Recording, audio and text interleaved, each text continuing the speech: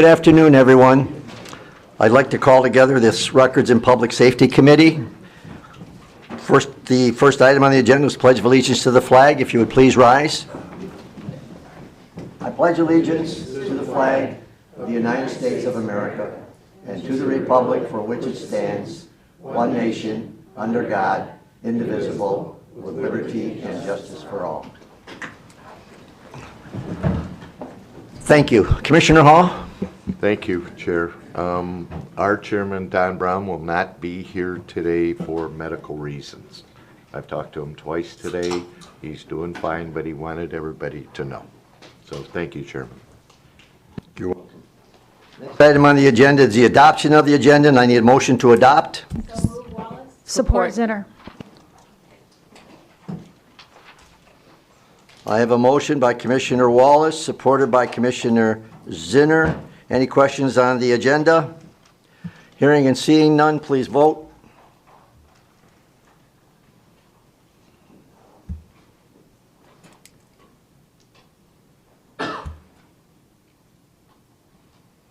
Motion passes 12-0. Thank you. Next item is the approval of the minutes dated November the 15th, 2021. I need a motion to approve. Motion to approve, Van Sickle. Second, Hall. I have a motion by Commissioner Van Sickle, supported by Commissioner Hall. Any additions or corrections on the minutes? Hearing and seeing none, please vote.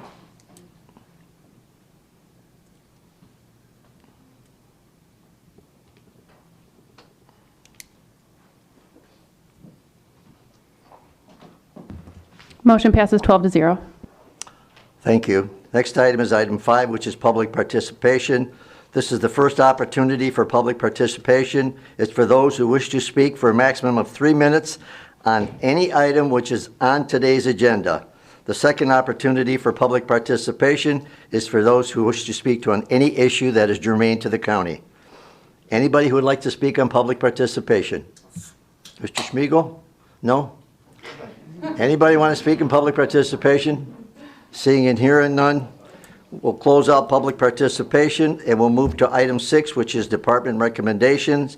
This is a budget amendment, the Sheriff E-911 and Dispatch Service Fund, Next Generation 911 System Development and Implementation in the amount of $554,017. We need a motion, first of all, to recommend this to the full board. Chair, motion to moved. recommend A and B. A and B. I'll support. Motion made by Van Sickle, supported by Commissioner Hall. I'm going to have the communications 911 dispatch, Angela Elsey, speak to this. And then if you have questions regarding the actual money, we'll have Mr. Schmiegel, who is here in the audience. So if I may, Ms. Elsey? Oh, I'm sorry. It's Officer Elsey? No. No, I'm not a sworn officer. Thank you, though. Would you like to be? No. Go ahead, Ms. Good afternoon. I'm Angela Elsey, 1391 South River Point Lane, St. Clair Township. Thank you, Commissioner Romano. I'm Angela Elsey, the Communications Administrator for the Sheriff's Office. I also have Vicki Wolber present to help clarify or elaborate on any questions that you may have in reference to the contract in front of you today. The contract in front of you today is for the Next Generation 911 Consultant. Macomb County's 911 environment is what's called a legacy network, meaning that our current infrastructure is copper landline technology that's increasingly difficult and costly to maintain. This infrastructure is over 40 years old, and we're in need of an upgrade. I'm here today asking you to approve a contract for consulting to lead the county's 9 public safety answering points, otherwise known as PSAPs or dispatch centers, in the transition to a Next Generation 911 network, which you'll hear me refer to as NG 911, which is just a fiber optic-based telecommunication network. Currently, all other 82 of Michigan's 83 counties have either implemented or signed an agreement with an NG 911 provider, Macomb County being the last. Internally, we've had many discussions over the years of when we should approach this transition, but we were trying to be very cautious in our timing and approach, making sure we could see the benefit for the community, the benefit for the PSAPs or the dispatch centers, and the redundancy that the networks claimed to offer. The NG911 networks have proven over time to be stable, reliable, and provide many benefits that the current copper landline infrastructure just can't. There's endless benefits for public safety, specifically the PSAPs, a fully redundant network, which means significantly less service interruptions and uncompleted calls, interconnection to telematics, OnStar, for example, enhanced school security integration, which I think is at the forefront of all of our minds right now, additional communications such as two-way text and translation services, ability to receive and process multimedia messages, so photos and video. Dispatch would have the capability to receive those, and we don't right now. Also, the ability to receive precise location of wireless calls with location-based routing. Data that the current infrastructure, the copper landline infrastructure, cannot support. It's just not possible, so it can't be delivered to us. The benefits for the community are much the same. A redundant 911 network assures citizens that their call will be delivered to the appropriate PSAP, so it's less transfer time between dispatch centers if it's being delivered appropriately initially. In addition to text to and from 911, even if English isn't their first language, and we're a very diverse county, so that's incredibly important, and improved accessibility to 911 service. A 911 network is mandated to be redundant, resilient, and reliable, in other words, survivable, and the legacy copper landline system is just that, it's a legacy. It's becoming increasingly difficult to maintain, not only from a PSAP or dispatch center perspective, but from a provider approach as well. The antiquated system will never be capable of delivering the data that's available. So we are not able to receive and process that data efficiently. We're asking for a consultant, the contract you have in front of you for Mission Critical Partners, to lead this project because it's very involved and comprehensive scope of work, a subject matter that internally we just don't have the expertise for. We have a limited number of people, albeit very intelligent, committed, and dedicated people, but that same core group still have full-time jobs and obligations to the county and their respective offices. I will be the project coordinator for the county side and our 9 dispatch centers, but Mission Critical Partners would be the primary project manager, and we're asking to enter into an agreement with them. Mission Critical Partners has the expertise, they're more than qualified, and we're confident in their ability to lead the county in this critical transition.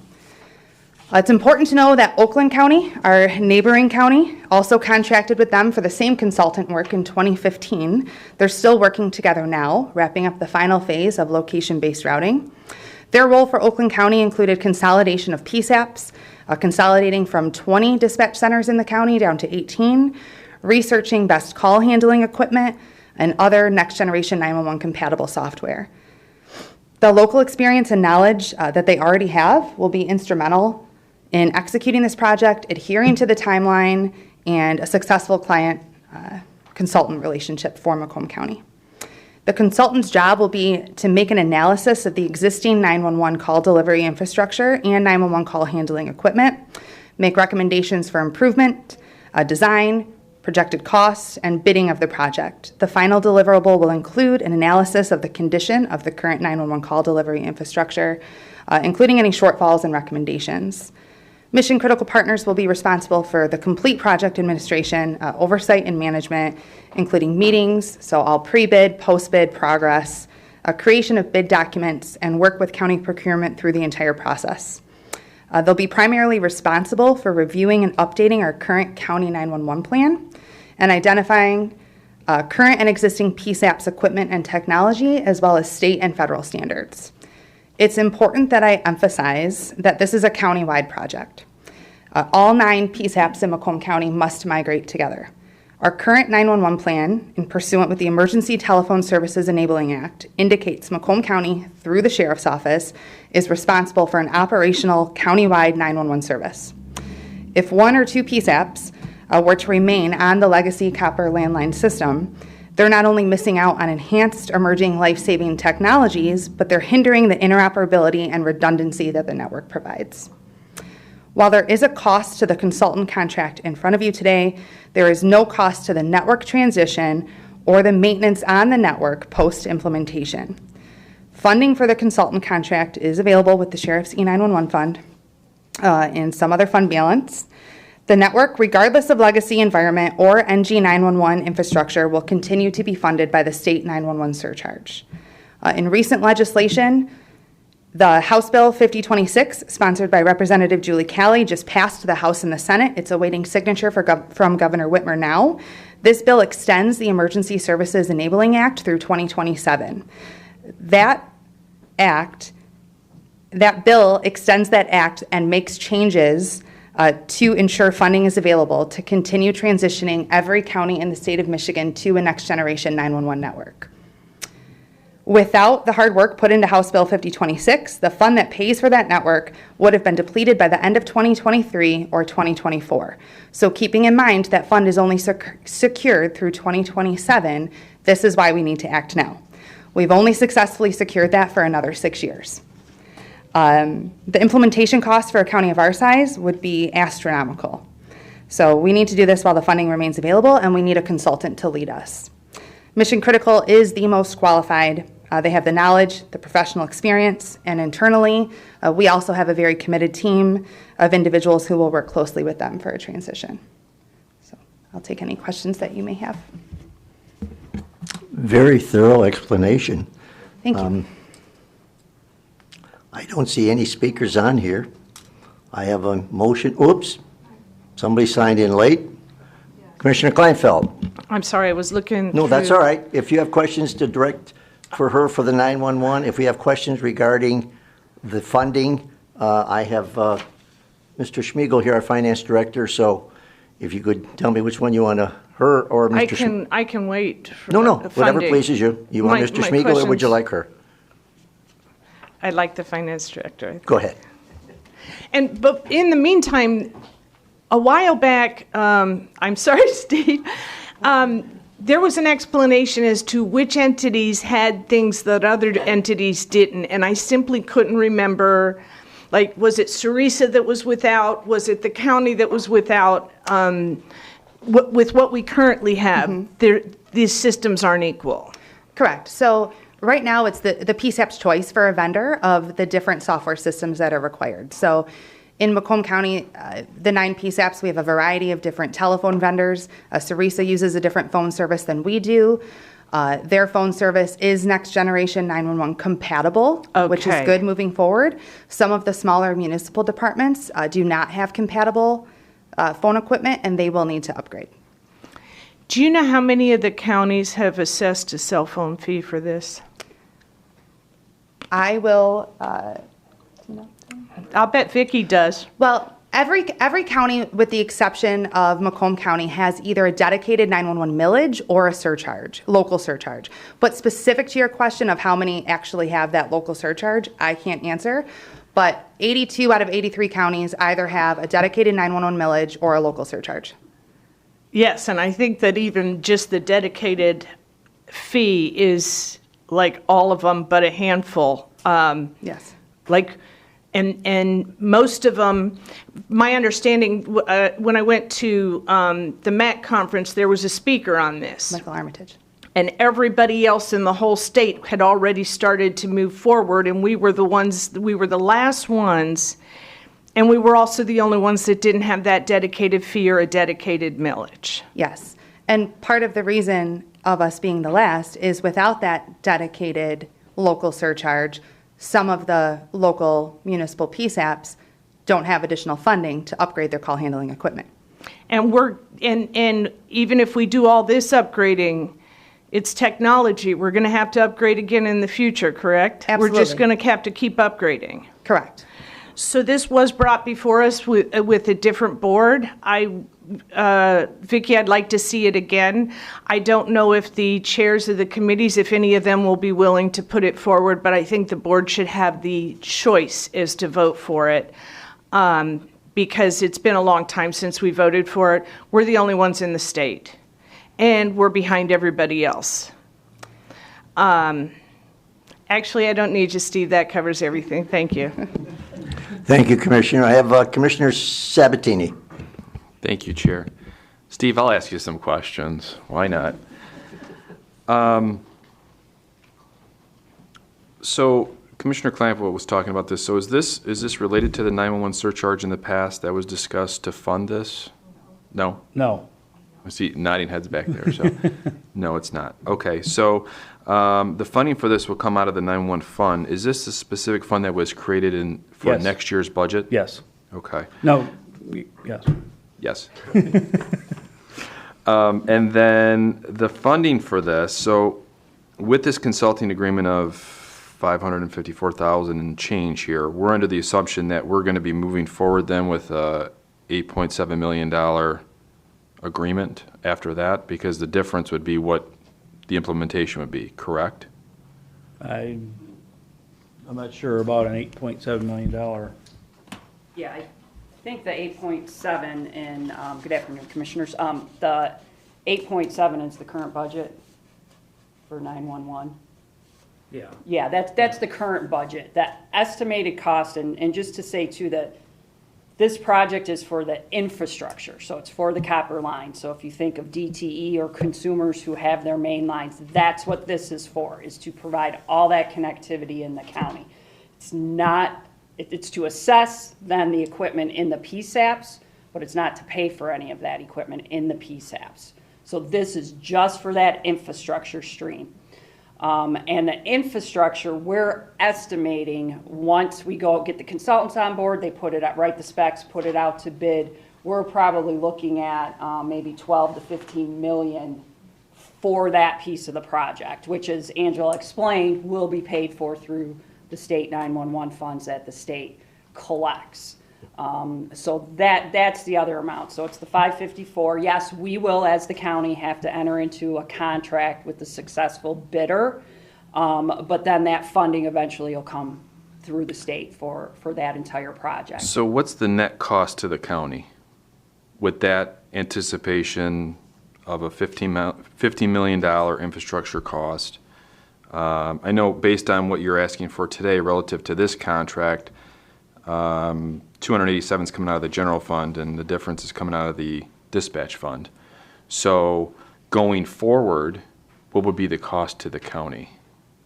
Well, I think, again, just because we'll have to bring the contract back, so if the bid, whatever the bid comes at, if it's 12 million, we'll have to front that money, I'm assuming it's reimbursable.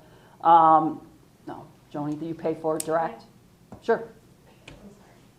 Want to introduce your Hi, answer? I'm Joni Harvey. I'm the state 911 director. I'm No, just here you can to come to the mic, actually. Yeah, please come up. Tell us again who you are, please.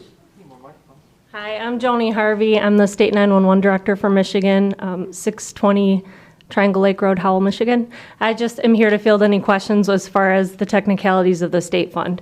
So the way that it works, if with the funding that's paid for out of the state 911 fund for the Next Gen network, that billing actually, the current practice is that those bills go directly to the state and they are processed through the state. They don't come to the county first, and then you're reimbursed later for that. So they pay for the network costs, the implementation, the conversions from the copper lines to the new lines.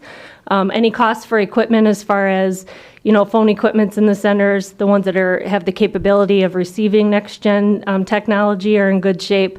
But any of those additional equipment pieces, that would be up to the PSAPs to pick up, to make up the difference there. But as far as the network itself, so if they estimated $12 to $15 million to get Macomb transitioned over from copper to fiber, then that would come directly to the state. So that would not have to go through Macomb first, or at least that's a process now.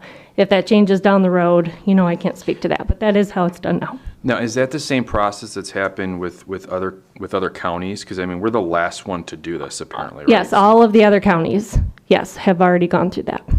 Okay. All right, thank you. Thank you, Chair. Okay, we have Romano putting on his glasses.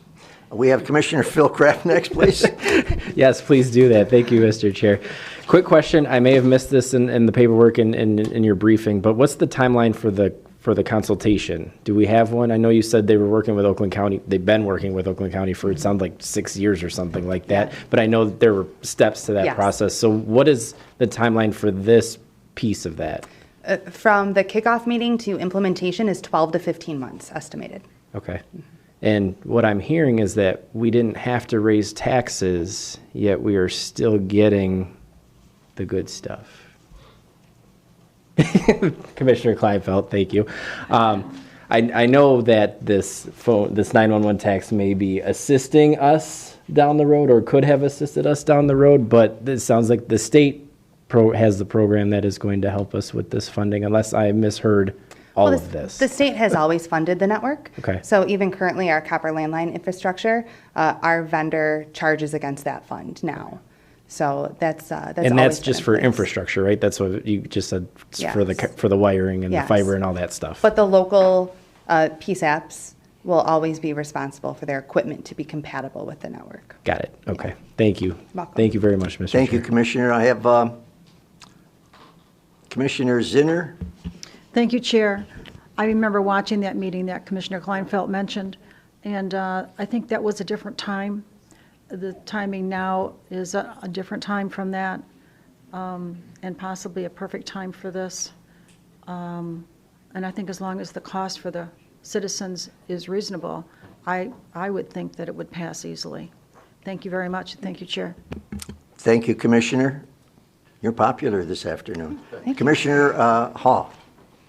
Thank you, Chair. The consultation study, will that include municipalities that are contemplating becoming part of Comtech in the future as well? If any consideration for consolidation were to happen throughout this process, yes, that is included. We have Thank you. discussed that. I would sure hate for us to complete it and then go back to them and Yes. find out they have different needs. Yes, and So- they're very familiar with that process. It happens quite frequently. So if that were to happen, they would be helping manage that project. Thank you. Thanks, Chair. You're welcome, Commissioner. Commissioner Kleinfeld, I'm going to defer to Commissioner Harrington. You got spoken yet, and then come next to you. Commissioner Harrington? Thank you, Chair. I guess I'm just confused, this might be for Steve, but this $500,000 budget, this was part of the budget for '22, or this needs to be amended? This is new. This was not in the recommended budget. That's what I thought. So I guess my question is, you've been working on this quote for 4 months. You've been talking about it for years. Why wasn't it in the budget? I'm really confused why we don't have a $500,000 line item in the budget for this.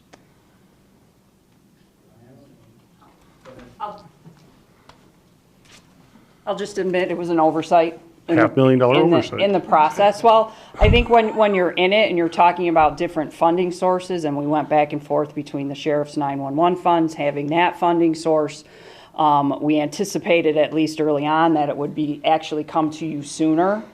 And it's an oversight, I apologize, but there's no other way And where's to the monies explain. coming from? Where are the monies coming from? Since we just passed the budget. Fund balance of the two respective funds. That's what I figured. Final thing, you said that it was a 12 to 15-month project, even though Oakland County was 6 years. And reading the paperwork, it's a contract for 1 year only. So if they go over a year, contracts ends. Can you explain that? We did discuss that with Mission Critical Partners, and they will not abandon us at the 1-year mark. So if we are not at the post-implementation mark, they will continue to work And with that's us in until writing? we are. Because that's what contracts are. I don't have a copy of that. I would say that you want to make that change. We'll take a look at it. So that's in writing. Yeah. Thank you very We'll much. Thank verify. you, Chair. Thank you, Commissioner. Commissioner Kleinfeld. Think, just a few clarifications. This part of the project will not be reimbursed or will not be billed to the state at all, correct? Okay. Will not be. And then the fee that I was talking about would be for the purchase of the equipment at the local level that's compatible with this. Is that correct? It could be, yes. There's a list of allowable expenses that fee is able to be used for, and call handling equipment is one of them. So there may be a situation where there are some entities that simply wouldn't have the money to purchase that equipment Correct. without that fee. Yes, there could be. Okay. Thank you, Commissioner Kraft. Thank you, Chair. You're welcome, Commissioner. You know, in all fairness to Ms. Wahlberg, this was supposed to be put on the agenda some time ago, and I kept putting it off. So it wasn't that, it wasn't intentional on her part not to bring it to us a little sooner. Okay, I see no other speakers. We have a motion and support. If you people would please vote.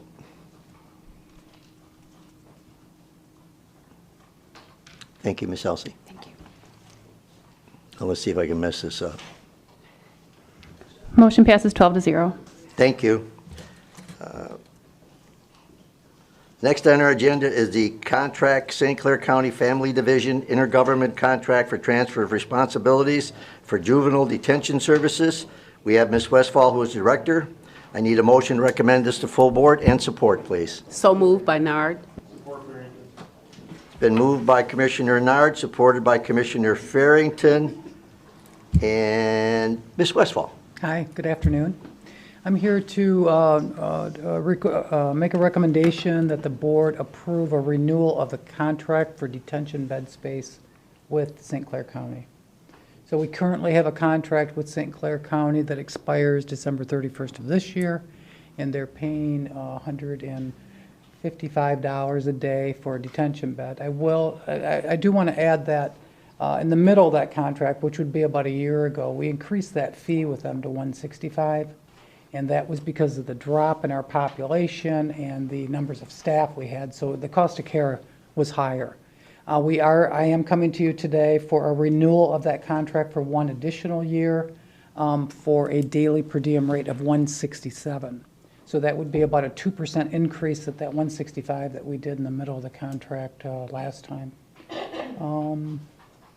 Any questions?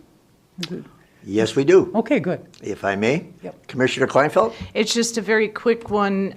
It said zero cost, but there's also no budget amendment. Is that because the anticipated revenues are already built in? Yes. Okay, thank you. Yep. You're welcome. I see no other speakers. We have a motion in support. Please vote.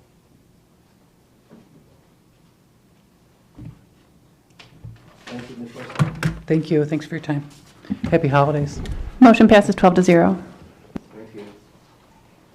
Next, we have a budget amendment, Community Corrections and Sheriff's Office 2021 Edward Byrne Memorial Justice Assistant Grant, JAG. Steve Briney, Captain. Barbara Caskey Gross, Director of Community Corrections. Who's coming up? Both of you. She can talk now. Okay, we'll go with Ms. A backup. Caskey. Please. Hello. We are here, I believe, for the second time this year for a budget amendment. Ms. Gross, I need a motion in support. Sorry. So moved by Nard. Support for grant. Thank you. Go ahead. Thank you. For receipt of JAG funds that are awarded to Warren as the fiscal administrator, and then the County of Macomb, the Sheriff's Department, and Community Corrections are subrecipients of those funds. We are up to date now that we've passed through some of the issues that we had getting those funds on the books. So now we are looking at the 2021 funds, which would be in the amount of $12,363 for community corrections, which would be funding electronic monitoring fees and drug testing for pretrial defendants who are not eligible under Michigan Department of Corrections funds that we receive, as well as 7 taser docking stations, wall mount brackets, and tactical battery packs for the Sheriff's Department, and that is in the total amount of $13,040. So we are requesting a budget amendment to allow receipt of those funds. Thank you. Commissioner Matuzzi. Thank you, Mr. Chair. Just clarification in my mind, because now I'm even more confused after you talked, sorry. So you're talking about 2021 funds? Correct. The contract in front of us is either a 3 or 4 year one. It was a little confusing. Correct. So they are 4-year funds, but by the time we get the funds from the feds, it's a 3-year grant. So Okay. it's we're backed up a little bit by when it's released and when we receive the funding. So is this funding going forward from 2021, 3 Correct. years? It will be 21 through 24, I believe, is this. We have until September 30th of 24 to spend these funds. Okay, that was confusing to me. My next question, though, is the contract's a 3-year contract. We're talking about 35 people doing with drug tests and 15 on electronic monitoring. That doesn't seem like very much to me. Is this a small part of what we cover, or is there other funding for this? There's a much larger amount of funding that comes from the Michigan Department of Corrections, and as well as some of our county general fund dollars are used for this. So really with those two funding sources, we are able to cover the majority of the defendants that come in front of us. However, there are some that don't meet the eligibility criteria through both of those that have been established. It is a small number. And so usually we're able to, I would say probably 98% of those individuals are covered under those two larger funding sources. But we do have some that we're able to use the JAG funds for. So yes, you're correct. Okay, thank you very much. Thank you, Mr. Chair. You're welcome, Commissioner. I see no other speakers. We have a motion by Commissioner Nard, supported by Commissioner Farrington. Please vote.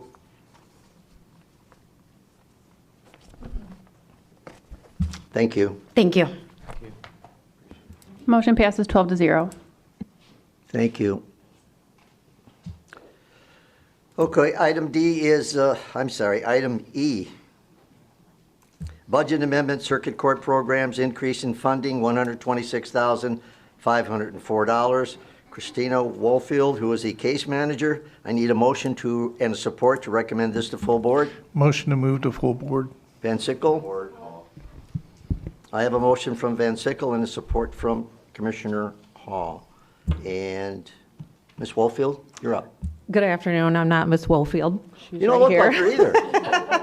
I'm Susan Sabo, the Court Finance Director. Go ahead, So Susan. I'm going to talk for a minute first. Sure. So this is a motion to approve a budget amendment for our fiscal 2022 grants. When we send the budget in earlier this year, we don't know the final grant amounts yet.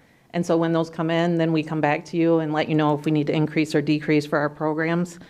We had 2 increases, and we also had 2 new grants this year, so it's all detailed in here. And I brought with me Christina is our specialty court director, and Nicole is our juvenile court administrator. So if you have any questions on the actual programs, they can help you with that. Thank you. Commissioners, I see no speakers. I have a motion and a support. Please vote.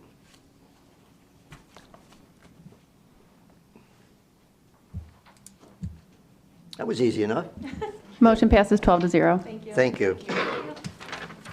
Okay. Item 7A is closed session. We got to get rid of all those nice people out in the audience. I'll need a, we're going to need a motion to enter into closed Yeah. session. Chair, I'll make a motion to go into closed session. Support.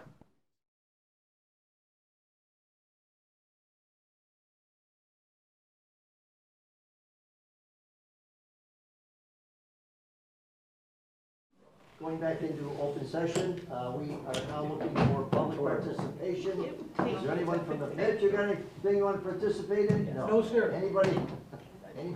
There's How do seeing you none, get hearing back none. in I'm going here? to close public participation. I'm going to go to commissioners' comments. Commissioners, do we? Anybody want to comment? I think we did a lot of comments. Oh, my mic's. I'm sorry. My mouth is big enough for that. Don't need the mic on. Any other commissioners have any comments? Hearing and seeing none?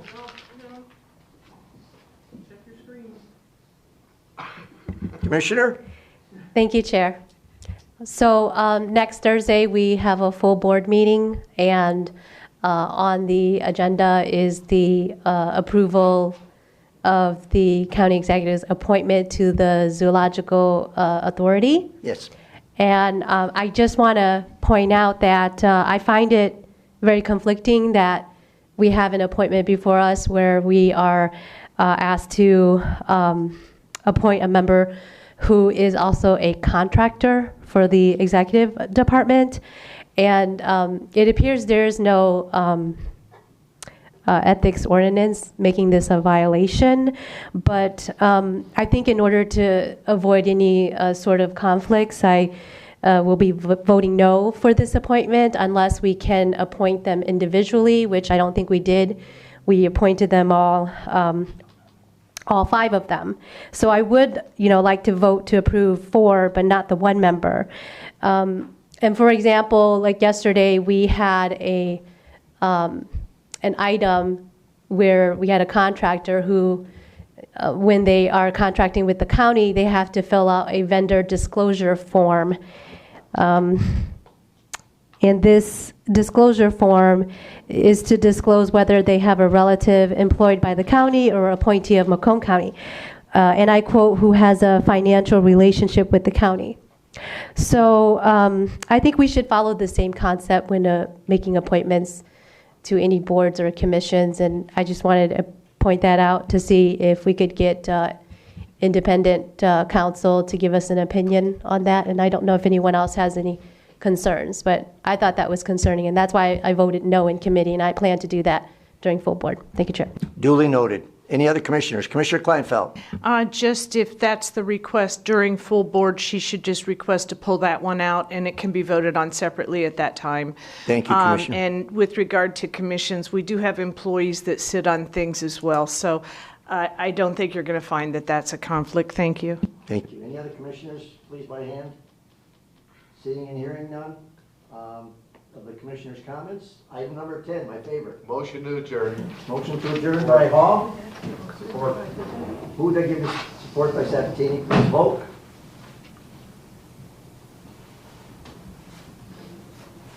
Mitch, you missed the best part.